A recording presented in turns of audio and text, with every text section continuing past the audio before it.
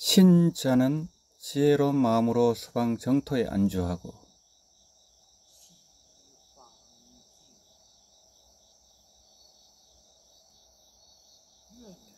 원자는 사발을 싫어해서 떠나 극락을 간절히 원하며,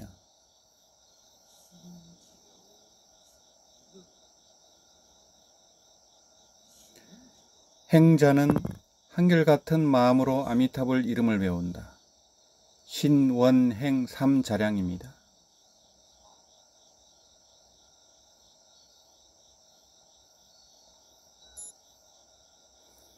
스님을 삼가 초대합니다.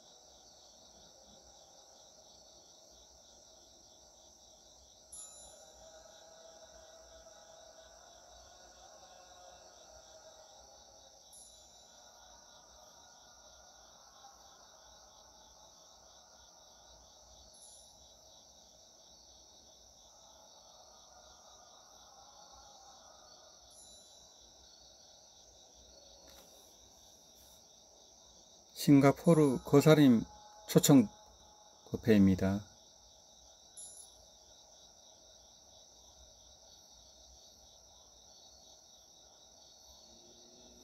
스님께 예배 드립니다.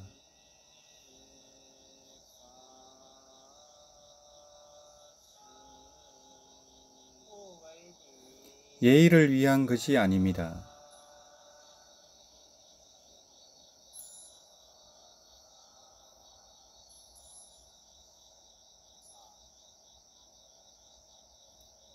나마미타불.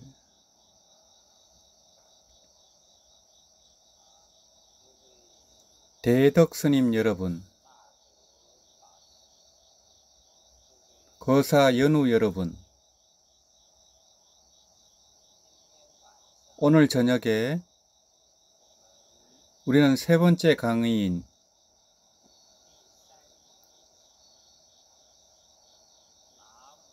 나무 기명에서 기원으로에 대해 토론하겠습니다.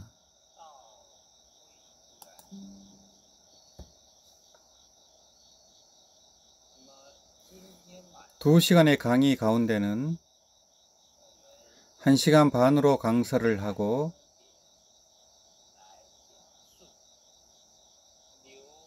반 시간으로 여러분의 질문을 답해 드리겠습니다.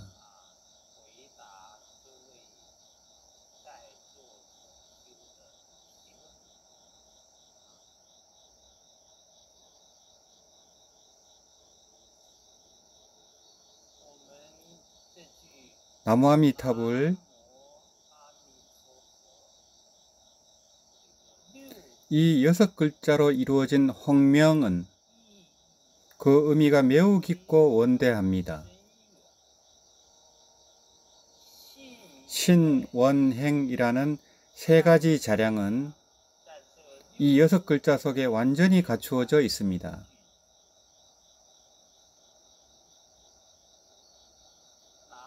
나무는 범어의 음역으로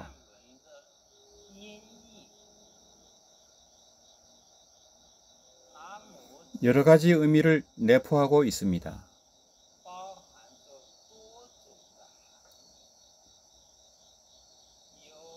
예를 들면 예배한다는 뜻, 공경한다는 뜻, 구원해 달라는 뜻, 기명한다는 뜻, 본원으로 돌아간다는 뜻이 있습니다. 이 다양한 의미 중에서 조사들은 특별히 기명을 강조하셨습니다. 목숨을 바침을 강조하셨습니다. 한마음으로 삼보에 기명하는 것, 바로 나무입니다. 기명이란 무엇일까요? 우리 범부 중생이 가장 소중하게 여기는 것은 바로 생명입니다. 이제 우리는 이 무엇보다도 소중한 생명을 내놓아 아미타 부처님께 맡기는 것입니다. 이는 우리의 지극한 정성, 지극한 믿음, 지극한 공경을 담은 마음을 표현합니다.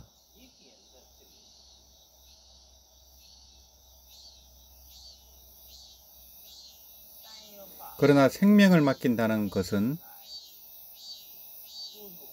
결코 쉬운 일이 아닙니다. 우선 믿음을 기반으로 해야 합니다. 만약 내가 당신을 전혀 모른다면, 당신을 믿지 못한다면 어찌 감히 생명을 맡길 수 있겠습니까? 우리가 병에 걸려 외과 수술을 받게 되면 그 외과 의사에 대해 꼼꼼히 알아보게 됩니다.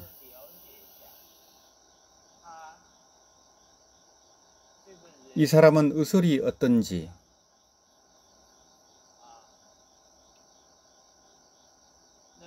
책임감 있게 수술을 하는지, 왜냐하면 수술대 위에서 몇 시간 동안이나 자기의 생명을 의사에게 맡겨야 하기 때문입니다.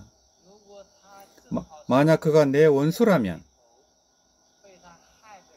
만약 그가 나를 해치려 한다면, 만약 그가 책임감 없이 대충 하다가 내 뱃속에 실뭉치나 가위를 두고 간다면, 만약 그가 돌팔이 의사라서 식칼로 수술을 해준다면 어떻게 하겠습니까? 우리는 지금 생명을 아미타 부처님께 맡기려고 합니다.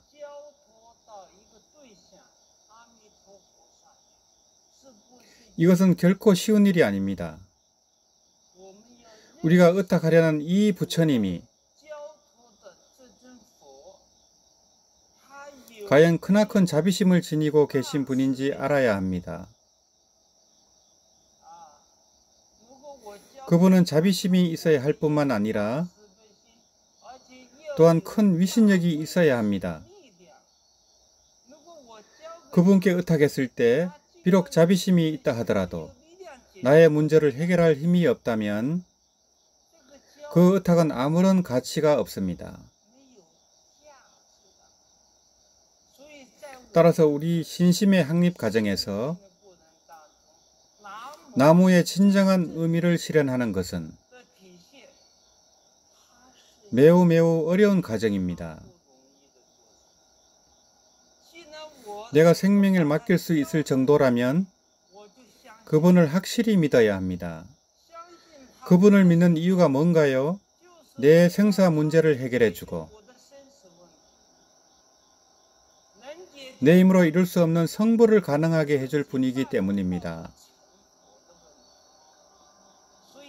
그러므로 이 나무에는 믿음뿐만 아니라 해안과 발언도 포함되어 있습니다. 법장보살께서는 한량없는 급 동안 공덕을 쌓고 수행하시어 육바라밀의 모든 공덕을 이 한마디 나무아미탑을 명호 속에 응축하셨습니다. 이것은 아미타 부처님께서 가지에서의 행입니다. 대행이 응집된 명호가 우리 범부 수행의 인심에 비추어 우리는 부처님의 가지에서의 공덕을 온전히 받아들이는 것입니다. 마치 한 효자가 아버지가 물려주신 유산을 온전히 받아들이는 것과 같습니다. 이것이 곧 행입니다. 나무 아미타불은 바로 신원행을 모두 갖춘 것입니다. 나무의 획득은 자신을 알고 상대를 이해함으로써 생명의 신탁을 이루는 데서 비롯됩니다. 우리는 이제 다시 한번 나무라는 믿음을 어떻게 세울 수 있는지 되짚어 보겠습니다. 정토종 제2대 조사이신 선도대사께서는 오랫동안 많은 사람들에게 아미타 부처님의 하연으로 존경받아 왔습니다.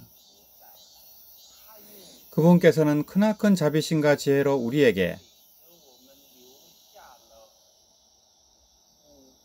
5부 9권의 정토종 저작을 남기셨으며 특히 강경사첩소를 통해 감무량수불경을 깊이 해석하셨습니다.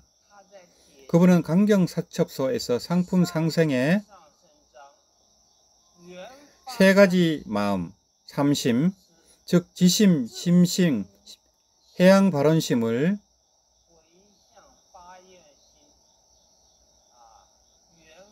원만하게 바라면 곧바로 극락에 왕생할 수 있다고 설하셨습니다. 그는 심심을 해석할 때 한 말씀에서 우리의 진정한 신심을 세우는데 깊은 깨우침의 의미가 담겨 있습니다. 선도대사께서는 심심이란 곧 깊이 믿는 마음이며 이 믿음은 피상적인 것이 아니라 우리 영혼 깊숙이 스며드는 간절한 믿음이라고 하셨습니다. 이 깊이 믿는 마음에는 2가지 내용이 포함되고 있습니다. 첫째, 결정코 깊이 믿어야 하기를 자신은 현재 제약생사본부로서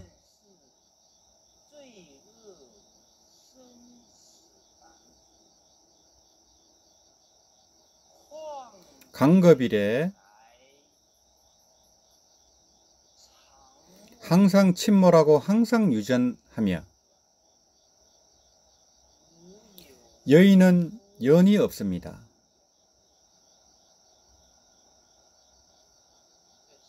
이것은 첫 번째 깊은 믿음입니다. 둘째, 결정코 깊이 믿어야 하기를 저 아미타불께서 48원으로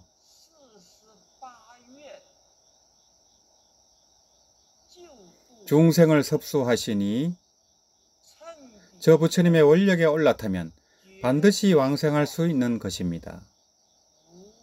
의심과 우려가 필요 없습니다. 이 2가지 의미의 전개는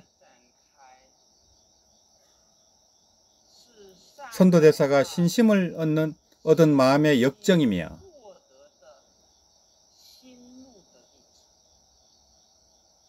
동시에 대다수 정토 수행자들이 진정한 신심을 얻기 위한 필연적인 길이라고 할 수 있습니다. 먼저 첫째, 깊은 믿음인 결정 심심에 대해서 이는 지견에서 확실히 의심이 없이 조금도 망설임이 없어야 합니다. 자신이란 이번 생의 업보가 감응한 가짜로 조합한 몸과 마음을 말하며 이 몸은 지금 제약 생사의 본부입니다. 제약이란 우리의 생각이 제가 아니고 악이 아닌 것이 없음을 뜻합니다. 이런 제약의 생각으로부터 나타나는 신구의 3업이 모두 제약입니다.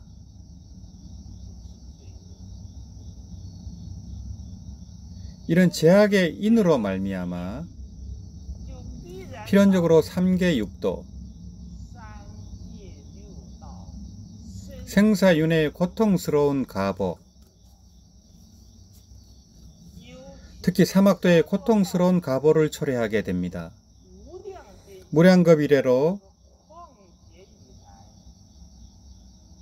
우리는 간혹 도심을 내어 이 괴로운 윤회에서 벗어나고자 한 적이 있습니다.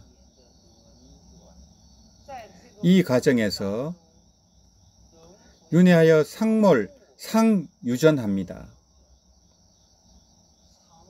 상몰이라는 것은 항상 생사고해 속에서 침몰하는 것을 말하며, 즉 사막도에서 가끔 삼선도로 고개를 내밀기도 하지만 그 시간은 매우 짧고 곧 다시 떨어져 이 끝없는 생사의 소용돌이 속에서 계속해서 떠돌아다니게 됩니다. 비록 도심을 내어 수행하려 한 적이 있었지만 자기의 힘으로 견옥과 사혹을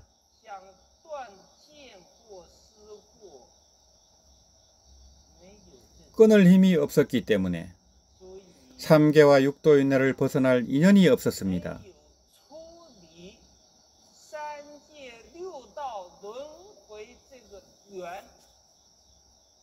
이런 인연이 부족했던 것입니다. 비록 우리에게 불성이 있고 윤회 속에서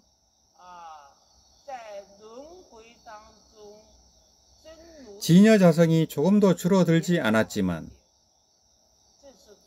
이치상으로 그렇게 말하는 것입니다. 그러나 현상계에서는 우리는 무명번뇌와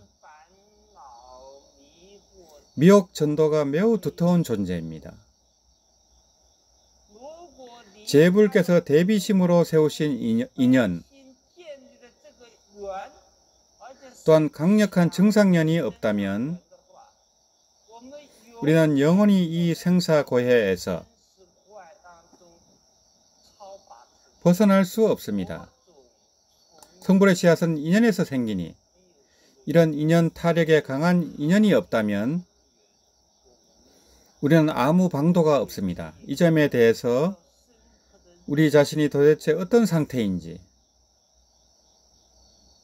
깊이 인식하여야 합니다. 자신을 아는 것은 쉽지 않습니다. 우리는 종종 자신이 꽤 괜찮다고 생각하며 나는 청정하다, 나는 착한 사람이다, 나는 아주 공덕이 있다고 여깁니다.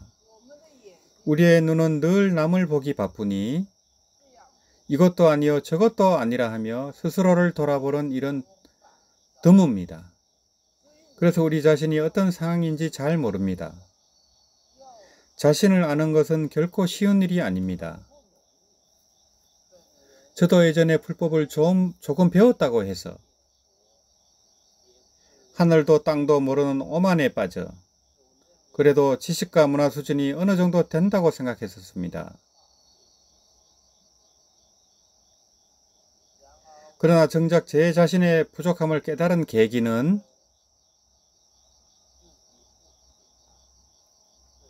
백만독 연불수행을 하던 7일 연불 정건 때였습니다. 불칠 때였습니다. 1999년 당시 중국 대륙에서는 세계 종말놀이나 노스트라다무스의 예언 등이 화제가 되고 있었습니다. 신문에서도 이런 화제를 운운하고 있었는데 저는 이런 논의가 무의미하다고 느껴 서둘러 연불할 곳을 찾아 조금이라도 확실한 마음을 갖고자 했습니다. 마침 어떤 절의 원주 스님이 저를 그의 사찰로 가자고 요청하셔서 둘이 함께 100만 불호를 염하게 되었습니다. 밥을 배달받고 각자의 방에서 책도 보지 않고 말도 안 하는 채 하루에 10만독 열흘 동안 불호 100만독을 연불하게 되었습니다. 이것은 수당 무렵에 전해지는 수행 방법이고 저는 여름 방학을 이용해 이 수행에 참여했습니다. 그런데 막상 연불을 시작하니 제 자신이 정말 부족하다는 걸 깨달았습니다. 첫날에는 열심히 하지 않을 때는 별다른 이상이 없었지만 막상 연불에 집중하려 하자 곧바로 장애가 닥쳐왔습니다. 첫 장애는 혼침이었습니다. 아차, 머리가 온통 구름 안개 속에 잠긴 듯 했고 평소에는 오전에 졸린 적이 없는데 연불만 하면 왜 이렇게 꾸벅꾸벅 졸리는지, 때로는 단주를 손에 쥐고 연불하다가 몇 분 지나지 않아 탁 하고 단주가 바닥에 떨어지기도 했습니다. 절할 때 불호를 외우며 예불하다가 고개를 들자 시간 감각조차 사라져 버리기도 했습니다. 혼침이 너무 심했습니다. 그래서 첫날은 고작 4만독밖에 연불을 못했습니다. 정말 한심한 수준이었습니다. 하지만 저는 왜 이럴까 생각하며 결심 하나를 내렸습니다. 어떻게든 100만독을 꼭 완성해야 한다. 2달 걸려도 꼭 완성해야 한다. 혼침이 올 때는 걸으면서 연불하고 찬물로 얼굴을 씻기도 했습니다. 그러니 이튿날은 6만독, 사흘날은 88,000독까지, 이후로는 88,000독을 온전히 유지하면서 13일 만에 100만 연불을 완성했습니다. 이 13일 동안 한 가지 소감을 얻었는데, 연불을 하는 과정에서 아주 밝고 선명하게 자기 생각이 보입니다.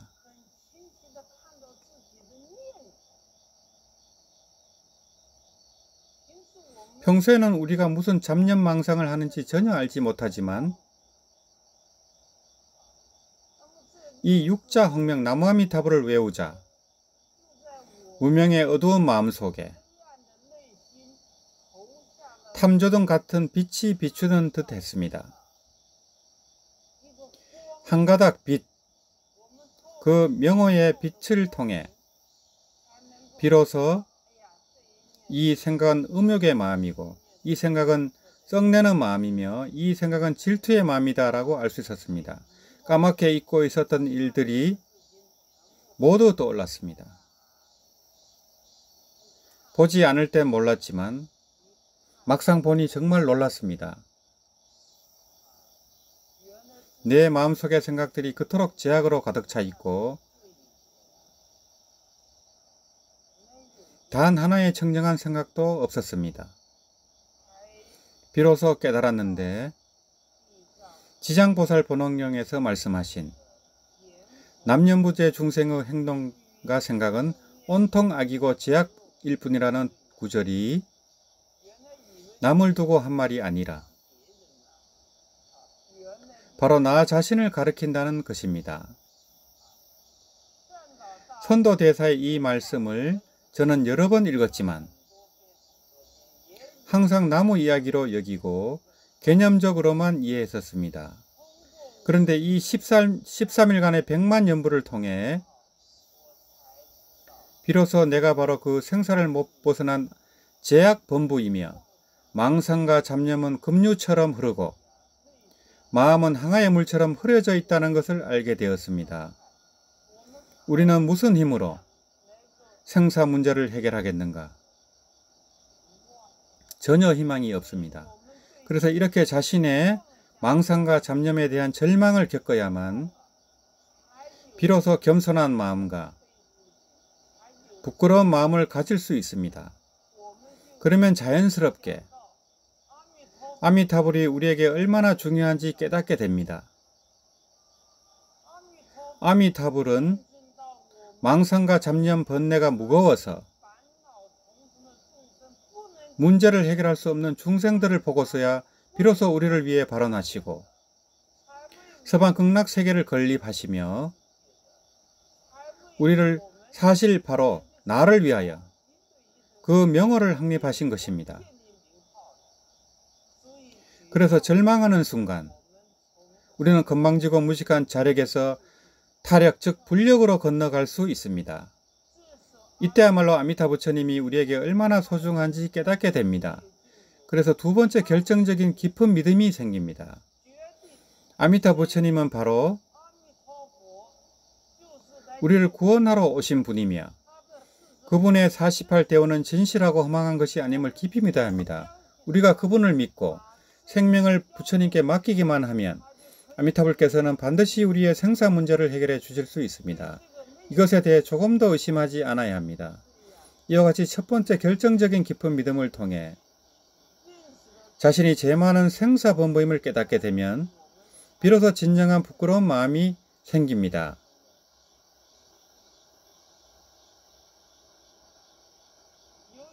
또한 아미타 부처님이 자비로우셔서 나 같은 제약범부도 버리지 않고 생사 문제를 풀어주실 수 있음을 알게 되어 진정하게 감사의 마음이 일어나게 됩니다. 바로 이 두 가지 정토 법문, 믿음의 핵심을 이루는 것입니다. 우리의 이 한 생각이 자력에서 불력으로 도약하는 순간, 바로 정토 신앙의 본질적 전환입니다.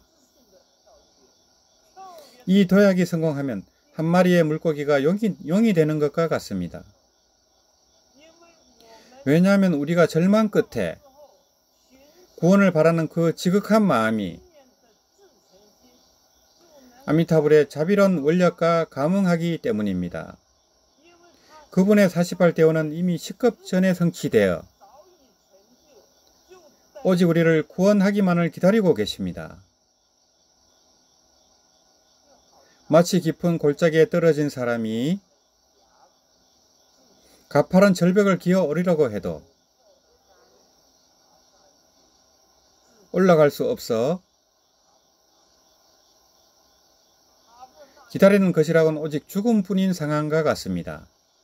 이때 우리는 자기의 힘으로 공경을 벗어나는 것에 대해 완전히 희망을 잃었을 때 비로소 혹시 외부의 도움이 없을까라고 생각하게 될 것입니다. 이 생각이 바뀌는 순간 우리는 문득 발견합니다. 바로 옆에 밧줄이 있어 그 밧줄을 꼭 잡기만 하면 즉시 벗어나 묘고 정상에 올라가게 됩니다. 아름다운 경치는 바로 지금 이 순간에서 펼쳐져 있습니다. 따라서 선도대사님의 이 두 가지 깊은 믿음에 대한 해석은 조사들의 지극히 자비로운 가르침입니다.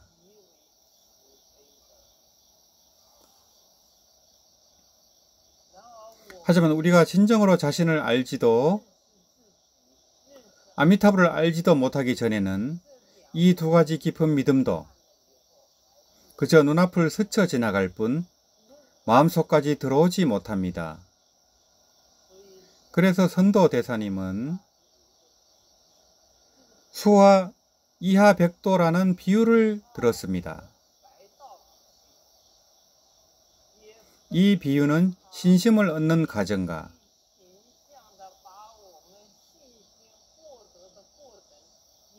어떻게 이 신심을 보호하며 지켜나가는지를 아주 정확하게 생생하게 보여주었습니다. 이 비유를 이 자리에서 여러분과 나누고자 합니다. 선도대사님은 이렇게 설하셨습니다. 어떤 사람이 문득 수행할 마음을 내어 동쪽에서 서쪽으로 길을 떠났습니다. 그런데 걸어가다가 길 중간에 두 개의 강이 나타났는데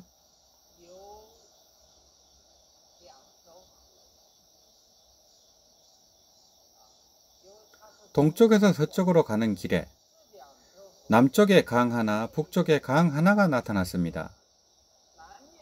남쪽의 그 강은 불로 되는 하하이고 북쪽의 그 강은 물로 된 수하였습니다. 이 두 강은 동서로 뻗어 있었고 너비는 불과 100보 정도였습니다. 그 중간에 4~5치 너비의 흰 길 백도가 있었습니다.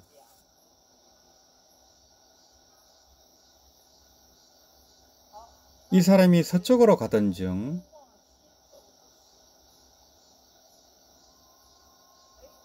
갑자기 뒤에서 도적과 맹수들이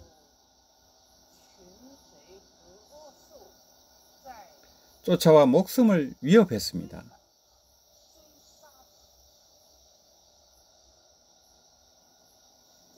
그는 목숨을 걸고 도망치며 서쪽으로 달렸지만 인적이 없는 황량한 곳에서 갑자기 이 두 강이 보였습니다. 하나는 수하, 하나는 하하, 게다가 깊이가 끝이 없고 양쪽으로는 아득히 끝이 보이지 않습니다. 뒤에서는 악인이 다가오니까 그는 남쪽이나 북쪽으로 도망치려 했는데 남쪽과 북쪽에는 맹수와 독충들이 포위하고 있어 삼면이 적으로 둘러싸였습니다. 이때 그는 이제 어떻게 해야 하나 크게 두려워하였습니다. 물러설 수도 없고 뒤에는 무적이 쫓아오고 있으며 양옆으로 피할 수도 없고 포위를 당하고 있는데 가만히 있으면 삼면에서 공격을 당하게 될 지경이었습니다. 그래서 돌아가도 죽고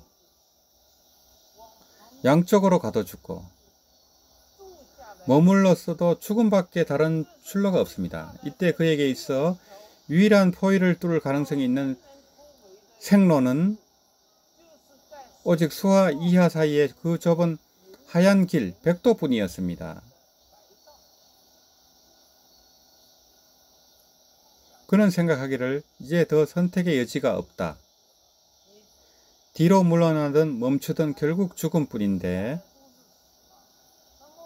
이 하얀 길을 걸어보면 어쩌면 살아날 희망이 있을지도 모르겠다. 그 순간 그는 동쪽 기슭에서 울려오는 목소리를 들었습니다. 인자여 반드시 이 흰 길을 따라가거라. 그래야만 죽음을 벗어날 수 있으리라. 만약 멈추거나 이 흰 길을 가지 않는다면 반드시 죽을 것이다. 이것이 동쪽 기슭의 소리였습니다. 그러자 서쪽 기슭에서도 부드럽고 자비로운 목소리가 들려왔습니다. 마음 놓고 이 흰 길을 따라오거라.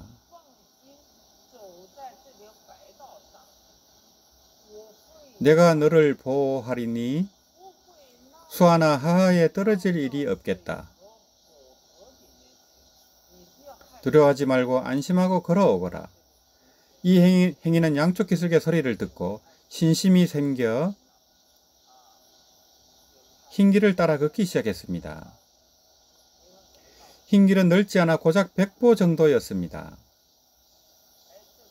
그가 몇 걸음 걷자 뒤에 있던 도적들과 맹수들은 그를 향해 속임수로 친근하게 웃으며 마치 그의 친족인 양 말하였습니다. 야, 앞으로 가지 마라. 위험한 길이야 반드시 죽을 것이다. 돌아오너라. 우리는 모두 너의 좋은 친지이고 좋은 친척이니 너에게 아주 잘해 줄 것이다. 그러나 이 사람은 마음이 흔들리지 않고 흰 길을 따라 한결같이 걸어갔습니다. 길이 넓지 않아 그는 금방 서쪽 기슭에 도착했습니다. 서쪽에 도착하자 수많은 친절한 벗들이 그를 마중하러 나왔습니다. 그 도적들과 독충, 맹수들은 그를 어쩔 수 없이 바라보며 한숨만 쉴 뿐이었습니다. 그는 기뻐하여 평생 기쁨으로 충만하였습니다. 그럼 이 비유는 무엇을 의미할까요? 이 사람이 동쪽에서 서쪽으로 가는 것은 우리 본부가 번거롭고 속된 세상에서 문득 수행하고 생사를 벗어나려는 마음을 내는 것을 상징합니다. 하지만 수행하지 않을 때는 괜찮지만 수행을 시작하면 곧장 장애가 닥쳐옵니다. 도적들과 맹수는 오음가 4대의 갖가지 마장을 상징하니 당신의 법신 해명을 해치려 하고 수행하지 못하게 합니다. 이 수행자가 인적 없는 곳으로 도망치는 것은 수행 과정에서 만나는 모두가 악지식이요 진정한 선지식이 하나도 없음을 보여줍니다. 얼마나 고독한지 이때 그는 삼면에서 포위된 상황에 처했고 동쪽 기슭에는 그를 도울 힘이 없습니다. 문득 그의 앞에 펼쳐진 것은 두 개의 강과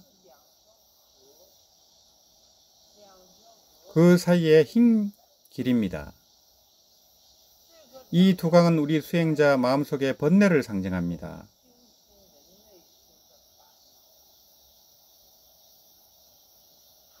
탐욕의 마음은 물과 같고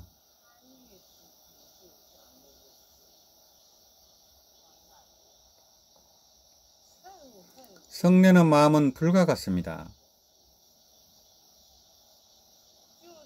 바로 이 탐진의 번뇌 속에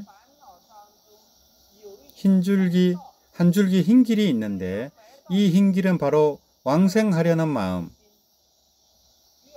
서방 정토에 태어나고자 하는 마음입니다. 이 흰 길은 스스로 얻은 것이 아니라 아미타 부처님이 10급 동안 부르신 소리이며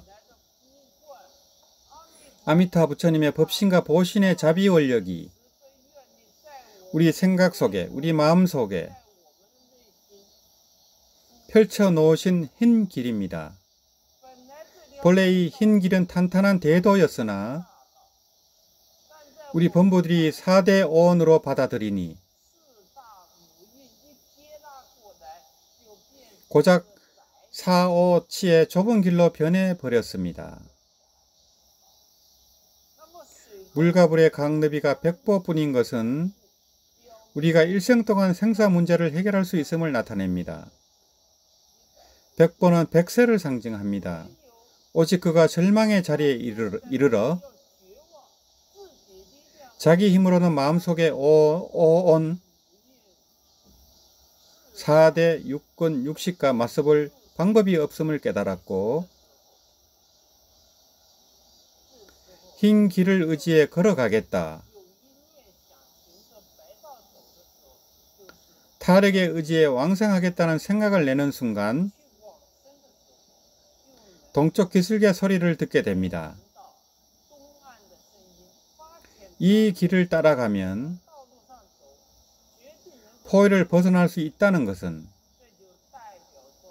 서가모니 부처님의 남기신 가르침을 상징합니다. 유교를 상징합니다. 비록 부처님은 열반하셨지만 정토 법문의 경전과 가르침이 이 세상에 남아 있어 메아리처럼 울려 퍼지고 수행자들로 하여금 들을 수 있게 해줍니다. 산에서 들려오는 그 자비로운 음성은 아미타 부처님의 자비로운 음성입니다. 부처님은 모든 중생을 혼념하셔서 두려워하지 말라고 말씀하십니다. 수행자가 흰 길에 나서지 못하는 것은 수화 두 강물에 떨어질까 두려워하기 때문입니다. 흰 길은 또한 위험하여 매일 물이 흰 길을 적시고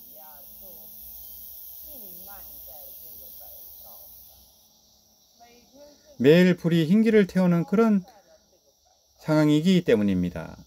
그래서 그는 매우 두려워합니다. 아미타 부처님은 그에게 두려워하지 말라.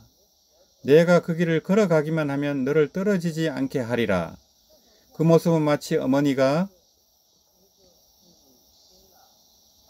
아이가 걷기를 배울 때처럼, 마치 아이가 스스로 감히 걷지 못하고 감히 일어서지 못한다면 오직 땅 위를 기어다니는 것만이 안정감을 주는 것과 같습니다. 하지만 계속 기어다닐 수는 없으니까 어머니는 항상 그를 격려합니다. 일어서 봐, 두려워하지 마. 엄마가 지켜줄게. 아이가 어머니의 그 자애롭고 격려하는 친근한 안정감을 주는 눈빛을 볼 때에야 비로소 발걸음을 내딛고 흔들흔들 걷기 시작합니다. 정말로 넘어질 것 같을 때면 어머니의 손이 다가와 그를 바르게 붙들어 주시니 넘어지지 않게 합니다. 아미타불이 우리를 보호하시는 것은 마치 자애로운 어머니가 아기를 보호하듯 우리가 흰 길을 걸어가기만 한다면, 믿음과 소원으로 칭명연불만 한다면 우리 마음속에 탐욕, 분노, 어리석음이라는 세 가지 도구로 인한 번뇌에 빠지지 않을 것입니다. 아미타 부처님 명호의 청정한 강명은 우리의 탐욕을 다스리고, 한의강은 우리의 성냄을 다스리며,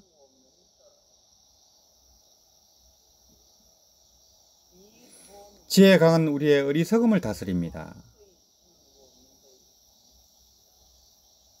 그래서 이 수행자는 두 세계의 세존께서 내리신 음성에 대해 믿음을 갖게 되어 비로소 이 길을 용감히 걸어가게 되었습니다. 뒤에서 도적들이 그를 당기며 유혹할 때에도 그들의 거짓된 유혹에 홀리지 않고 주저함 없이 앞으로 나아갑니다. 오직 일로 매진하기만 하면 곧바로 저편에 도착하여 서방 극락세계에 왕성하게 되고 모든 선한 이들과 함께 모여 전에 없던 기쁨을 얻습니다.